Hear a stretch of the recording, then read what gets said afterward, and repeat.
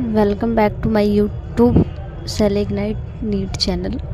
आप सभी लोगों का स्वागत है। आज हम इस वीडियो में फंजाई के जो चार क्लासेस होते हैं उसके बारे में स्टडी करेंगे। साथ में हम एनसीईआरटी लाइन बाय लाइन करेंगे ताकि आपको कोई डाउट ना हो, और हो भी तो एंड तक सॉल्व हो जाएगा। इसलिए डोंट वरी, चलते हैं आगे वीडियो की तरफ और देखते हैं वीडियो एंड तक। आई होप आप सबको इस 5 मिनट की वीडियो में इस टॉपिक में कोई भी डाउट नहीं होगा। 4 क्लासेस कौन कौन से होते हैं आज उसकी बात करेंगे, देखेंगे। वो क्लास है बेसिडियोस माइसीटीज। अब आप सोचेंगे ये ही क्यों? क्योंकि ये जो टॉपिक है बहुत ज़्यादा इम्पोर्टेंट है नीट पॉइंट ऑफ व्यू से। इससे क्वेश्चन आते हैं और ये कन्फ्यूज़न भी ज़्यादा करता है। तो जब किसी भी चीज़ को टुकड़ों में करके पढ़ो ना, तो हमें चीज़ें याद हो जाती हैं। इसीलिए आपको लग रहा होगा कि 5 मिनट की वीडियो क्या ही होगी, तो आप नहीं पढ़ते तो उससे क्या हो जाता है। तो पढ़ लेंगे तो नेट में तो बेनिफिट हो जाएगा ना अल्टीमेटली। तो चलिए वेट किस चीज़ का, आइए पढ़ते हैं, स्टार्ट करते हैं। कौन कौन रेडी है कमेंट में करके बताइए। ठीक है, 4 क्लासेस होते हैं फंजाई की। पहला होता है फाइकोमाइसीटीज, जहाँ पर भी जो है माइसीटीज वर्ड आता है। ठीक है, माइसीटीज का मतलब होता है फंजाई, फंजाई से रिलेटेड होता है। इसको आप नोट कर लीजिए, मैं छोटी छोटी ट्रिक्स के द्वारा ही पढ़ाऊँगी। माइसीटीज मेरी खुद की सिटीज़। फंजाई को तुमने देखा होगा कि अकेले तो रहता नहीं है, वो कॉलोनी में ही रहता है ज़्यादातर। ठीक है, और जब वो बहुत सारे बन जाते हैं ना, तो इससे क्या बन जाता है? फंजाई। माई सिटीज मेरी सिटी है भाई, कौन कह रहा फंजाई? तो इससे ये समझ में आएगा माई सिटीज वर्ड फंजाई से रिलेटेड होता है। पहला क्लास होता है फाइकोमाइसीटीज। ठीक है, दूसरा है एस्कोमाइसीटीज। मैं पूरा डिटेल में इसको नहीं पढ़ाऊंगी क्योंकि आप लोग कंफ्यूज हो जाएंगे। इसको भी डिटेल में करेंगे लेकिन नेक्स्ट वीडियो में। किसी भी चीज़ को स्टेप बाय स्टेप करते हैं ना तो ज़्यादा अच्छा रहता है। चलो थोड़ा सा इमेजिन करो कि ये किसका डायग्राम है। पहला डायग्राम जो है वो है म्यूकर। देख रहे हो इसके पेड़ कैसे लग रहे हैं? ऐसा लग रहा है जैसे कि करारे से। तो म्यूकर कर क्यों कर रहा है भाई? ठीक है, थोड़ा ट्रिक से पढ़ने से और इमेजिन करने से ना चीज़ें अच्छे से याद होती है। दूसरा होता है एस्परगिलस। भाई तो गिलास को मत करना, आजा बैट बॉल खेलते हैं। देख रहे हो ये कैसा लग रहा है? एक बैट के जैसे, जो हॉकी का बैट नहीं होता तो उसकी तरह लग रहा है। कह रहा है गिलास क्यों मत कर। ये तो पता है कि ये एगेरिकस है, यानी मशरूम का ही साइंटिफिक नेम क्या है? एगेरिकस। आई होप इतना समझ में आया होगा, और थोड़ा हम वीडियो में जाके देख लेंगे, एंड तक बने रहेंगे। अभी तक मैंने बताया 2 क्लास बता चुकी हूँ, फाइकोमाइसीटीज, एस्कोमाइसीटीज। तीसरी जो क्लास होती है वो होता है बेसिडियोमाइसीटीज। ठीक है, चौथी क्लास होती है ड्यूट्रोमाइसीटीज। 4 क्लासेस होती हैं, कौन कौन सी? दूसरी एस्कोमाइसीटीज, तीसरा बेसिडियोमाइसीटीज, तीसरा ड्यूट्रोमाइसीटीज। किस किस को चारों क्लास याद हो गए फंजाई की, वो कमेंट करके लिखिएगा। अब सोच रहे हैं आप ठीक है, अब आज हम देख रहे हैं बेसिडियोमाइसीटीज को डिटेल में। यही इम्पोर्टेंट है, इसमें कन्फ्यूज़न ज़्यादा होता है बच्चों को। इसीलिए मैं ऑलरेडी एग्ज़ाम दे चुकी हूँ, क्वालिफाइड हूँ, तो इसलिए मैं बता सकती हूँ कि क्या इम्पोर्टेंट है क्या नहीं है। ठीक है, बेसिडियोमाइसीटीज, माइसीटीज वर्ड बताया था मैंने, किससे रिलेटेड होता है? माइसीटीज। सिटीज होता है फंजाई से। फंजाई कहता है मैं अकेले नहीं रहूँगा तो कॉलोनी में रहूँगा। देख रहे हो मैं उसकी कॉलोनी फंजाई की।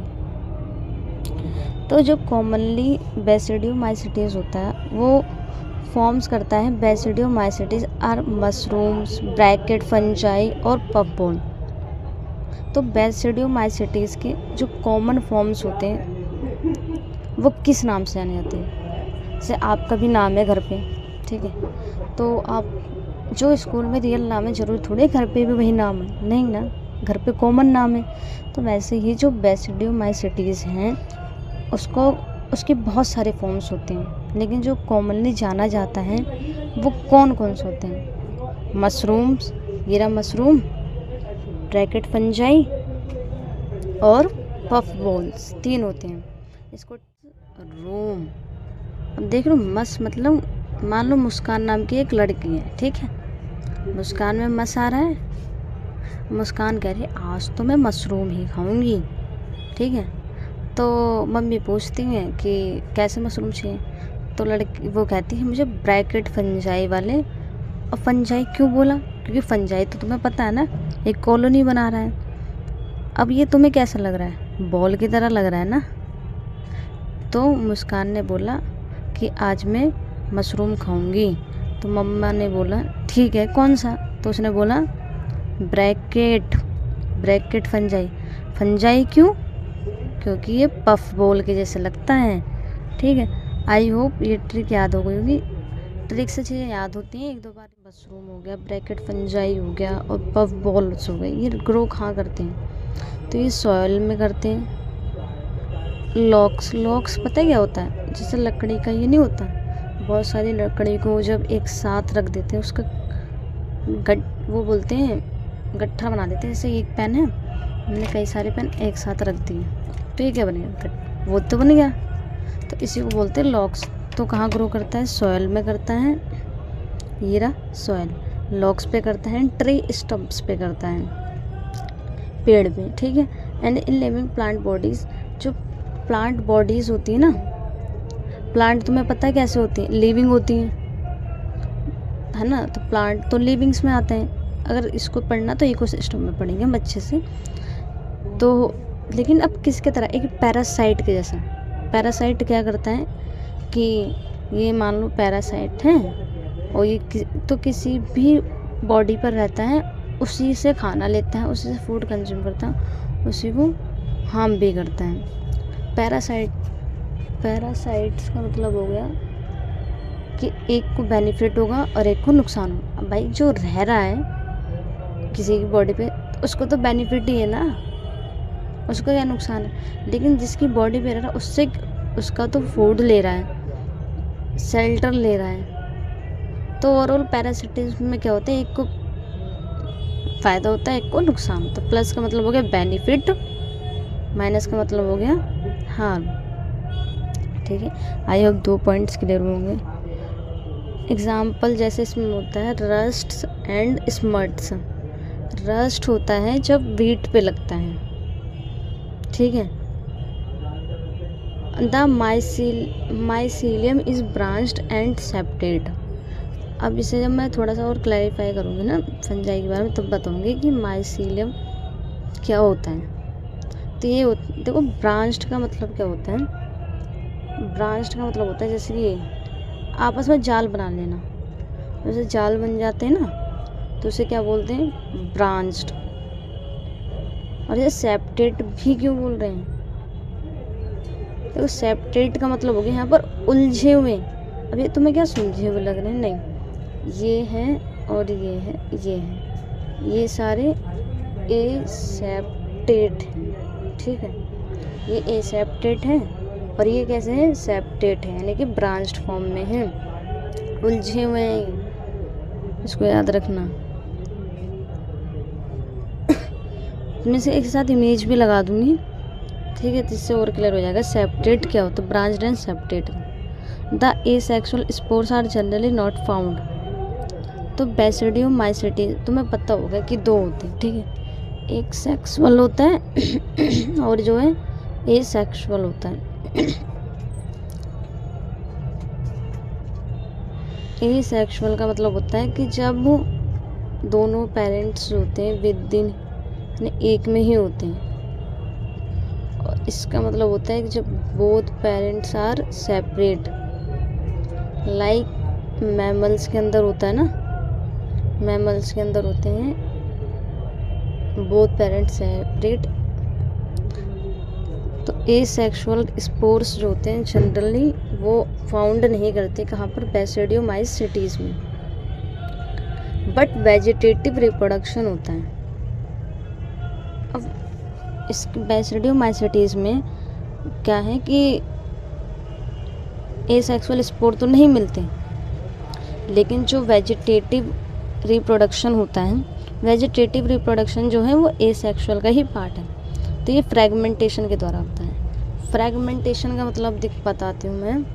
मान लो कोई चीज़ इतनी बड़ी है, अब ये छोटे छोटे छोटे छोटे टुकड़ों में टूट गई, ठीक है, तो इसको क्या बोलते हैं? फ्रैगमेंटेशन। तो फ्रैगमेंटेशन में होता है, यानी कोई बड़ी चीज़ टूट जाती है। Sex organs are absent but plasmogamy is brought about by fusion of two vegetative और somatic cells of different strains और जीनोटाइप्स।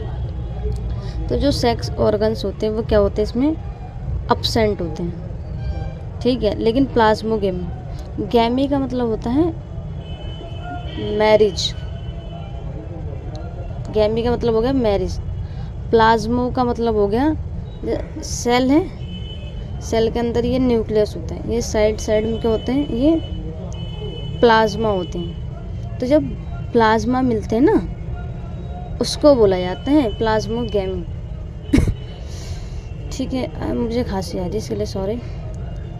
तो प्लाज्मोगेमी क्या होता है? प्लाज्मा का फ्यूज़न होता है, इसको ये बताया गया है। ये कब होता है? जब दो वेजिटेटिव या फिर सोमेटिक सेल्स होते हैं, डिफरेंट स्ट्रेन या जीनोटाइप्स, यानी अलग अलग स्ट्रेन्स के होने चाहिए या फिर जीनोटाइप्स के होने चाहिए। अब ये जेनेटिक्स में जब पढ़ोगे और चीज़ें क्लियर होंगी डिटेल में। The resultant structure is dikaryotic which is ultimately give rise to basidium.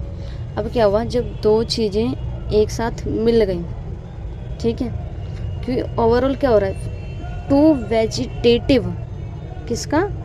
To vegetative या फिर सोमेटिक सेल्स जो है उनका क्या हो रहा है? फ्यूज़न। फ्यूज़न का मतलब हो गया कि ये दो थे, अब क्या हो रहे हैं? ये एक बन रहे हैं ना। तो ओवरऑल फॉर्म क्या करते हैं इसको? ये बन जाता है, पहले डाइकैरियोटिक बन जाता है, ठीक है। डाई का मतलब दो होता है, to.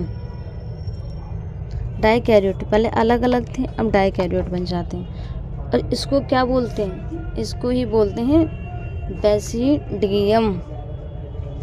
Karyogamy and meiosis take place in the basidium producing 4 basidiospores. अब ये तुम्हारे पास क्या आ गया?